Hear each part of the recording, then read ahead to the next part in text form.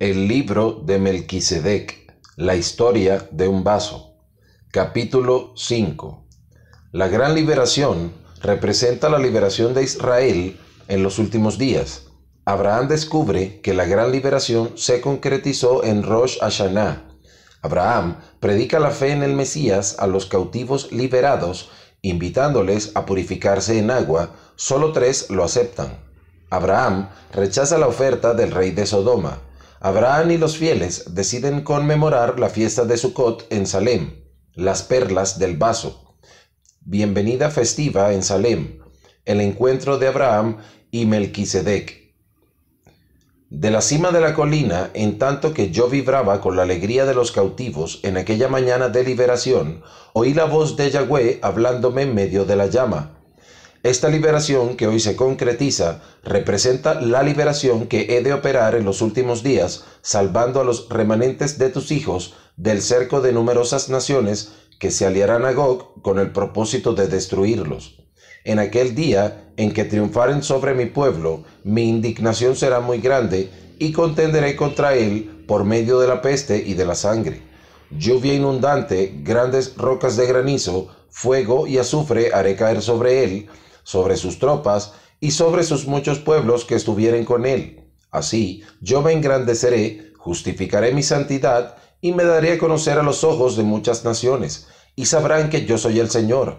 Y sobre la casa de David y sobre los habitantes de Jerusalén derramaré el espíritu de gracia y de súplicas. Mirarán hacia mí, a quien traspasaron, y harán lamentación como quien se lamenta por un hijo unigénito, y llorarán por él como quien llora amargamente por el primogénito.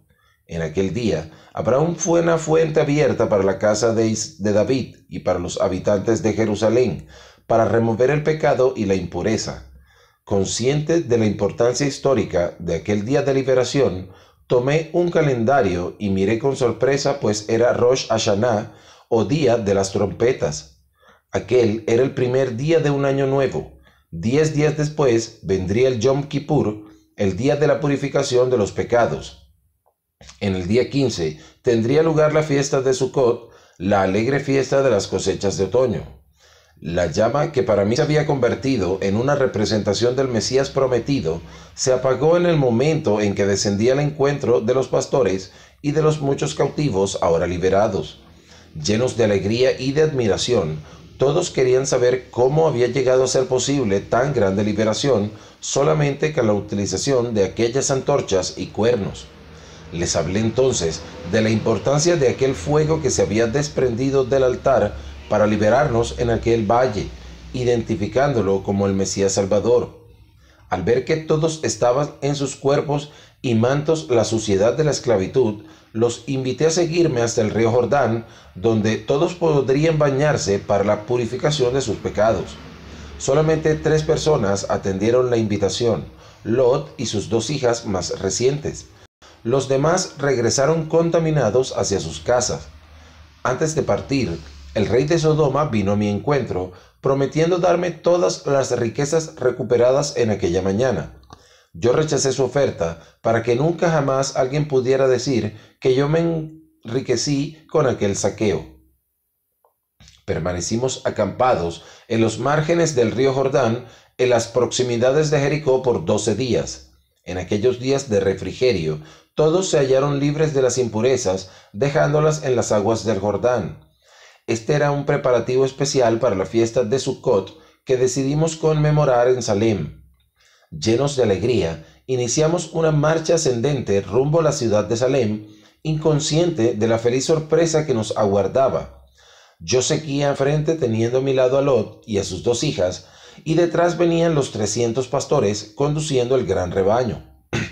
A medida que avanzábamos, comencé a notar que mi vaso se le había quedado vacío al amanecer. Se tornó muy pesado. Al bajarlo, miré sorprendido al descubrir dentro de él muchas perlas de variados tamaños y brillos que se formaron misteriosamente. Al ver nosotros a lo lejos la blanca ciudad, comenzamos a oír sonidos de una gran fiesta. Acordes armoniosos repercutían por los montes mientras avanzábamos por el camino. Mi curiosidad en conocer aquella ciudad y a su joven rey era inmensa, pues de boca de muchos ya había oído acerca de su grandeza y fama. Se trataba de un reino diferente de todos los demás, donde los súbditos eran entrenados no en el manejo de arcos y flechas, sino en el dominio de instrumentos musicales. Melquisedec, su joven rey, regía a todos con un cetro muy especial, un laúd por el cual había pagado un precio elevado. En tanto crecía en mí la alegría por estarnos aproximando a la ciudad del gran rey, vimos una multitud vestida de lino fino y puro y resplandeciente saliendo a nuestro encuentro. Todos traían instrumentos musicales mientras cantaban un himno de victoria. Al frente de la multitud venía un joven tocando un laúd, trayendo en la frente una corona repleta de piedras preciosas que brillaban bajo la claridad del sol poniente. Yo tuve la certeza de que aquel era un aclamado rey de Salem. Al momento de nuestro encuentro, quedamos admirados con la salutación que nos hicieron. Inclinándose delante de mí, Melquisedec afirmó: «Bendito eres tú, Abraham, siervo del Dios Altísimo, que posee los cielos y la tierra, y bendito sea el Dios Altísimo, que entregó a tus adversarios en tus manos». Capítulo 6. Grandes revelaciones de Melquisedec y su pueblo. Los vencedores son coronados. Al ser coronado, Abraham se conmueve al observar heridas profundas en las manos de Melquisedec. Melquisedec promete relatar su historia. Melquisedec, al partir el pan y el vino, es honrado. Las 144 perlas como diezmo. Las instrucciones y profecías de Melquisedec. Sorprendidos por la festiva recepción, fuimos introducidos en la ciudad, donde la belleza de las mansiones y jardines nos causó mucha admiración. Todo allí era puro y lleno de paz. Fuimos recibidos en el Palacio Real, edificando sobre el monte Sión. Allí una nueva sorpresa nos aguardaba. La gran sala del trono estaba toda adornada con representaciones de nuestra victoria sobre los enemigos. Había en medio de la sala una mesa muy larga cubierta por toallas de lino fino, adornadas con hilos de oro y piedras preciosas. Sobre la mesa había 304 coronas, cada una trayendo la inscripción del nombre de un vencedor. En un gesto que nuevamente nos sorprendió, Melquisedec, tomando las coronas, comenzó a colocarlas en la cabeza de cada uno de nosotros, comenzando por Lot y sus hijas. Estábamos todos admirados por el hecho de que el rey de Salem nos conociera individualmente y por tener preparadas aquellas coronas mucho antes de que fuésemos vencedores. Yo observaba la alegría de mis compañeros coronados, cuando, tomando una corona semejante a la suya, el rey de Salem se dirigió a mí con una sonrisa. Al levantarla sobre mi cabeza, noté algo que hasta entonces no había percibido. Sus manos traían cicatrices de heridas profundas. Vencido por un sentimiento de gratitud, me postré a sus pies y, conmovido, besé sus bondadosas manos, bañándolas con mis lágrimas. Al levantarme, le pregunté el significado de aquellas cicatrices.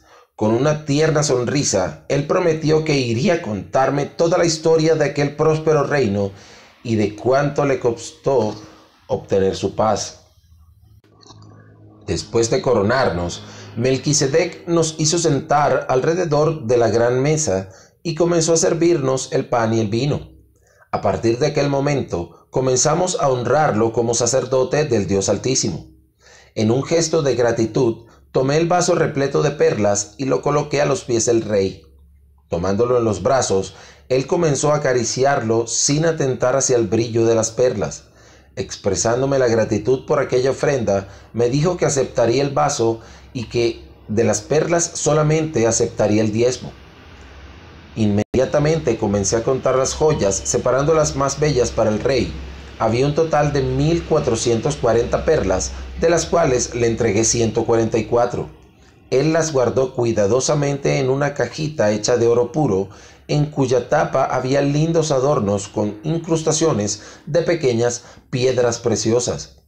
Después de recibir el diezmo, que simbolizaba la gran liberación operada por Yahweh en la planicie, Melquisedec llamó venir a él a uno de sus súbditos que era maestro en adornos y pinturas, ordenándole honrar el vaso con un lindo grabado que retratase el momento en que yo lo ofrendé.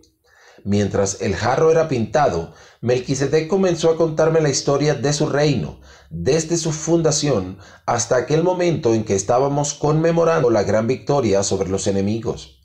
Al devolverme el vaso, ahora honrado con el más bello grabado e inscripciones que exaltaban la justicia, la humildad y el amor, el rey de Salem me ordenó que llevara conmigo el vaso con aquellas perlas. Durante 6 años, yo y mis pastores deberíamos contar a todos la historia de aquel vaso que fue victorioso por causa de la llama del altar. A todos aquellos que con arrepentimiento aceptasen la salvación representada por su historia, deberíamos ofrecer una perla. Al final de los 6 años, las perlas se acabarían. Ya no habría oportunidad de salvación. Sobrevendría entonces el 7º año, en el cual habría un gran tiempo de gran angustia y destrucción, cuando solamente habría protección para aquellos que poseyesen las perlas. Por esa ocasión, las ciudades de la planicie serían totalmente destruidas por el fuego del juicio, y los demás pueblos que no se arrepintiesen serían diezmados por grandes plagas.